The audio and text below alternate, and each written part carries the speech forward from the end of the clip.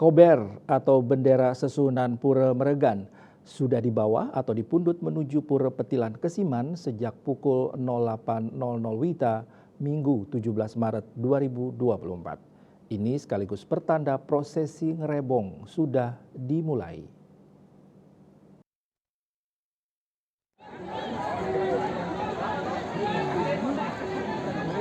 Kehadiran kober warna merah putih dan hijau ini diikuti susunan berupa pratime dan petapakan ide betara lainnya di wilayah Kesiman yang meliputi 34 banjar, 2 desa dinas, dan 1 kelurahan.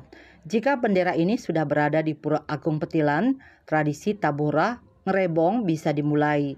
Pada Minggu sore 17 Maret 2024, masyarakat Kesiman melaksanakan prosesi ngerebong.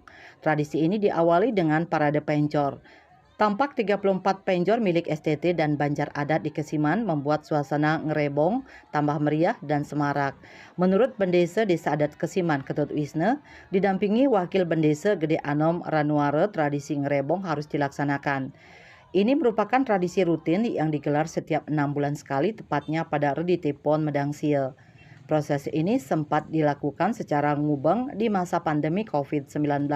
Saat itu pemangku sempat mengalami kerauhan yang memberi pesan niskala tradisi ini tak boleh ditiadakan.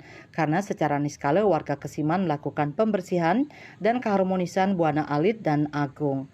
Anom Ranuare menjelaskan pengerebongan bertujuan untuk mengingatkan umat Hindu melalui media ritual sakral untuk memelihara keharmonisan hubungan antar manusia dengan Tuhan, kemudian antar manusia dengan sesama, serta manusia dengan alam lingkungannya.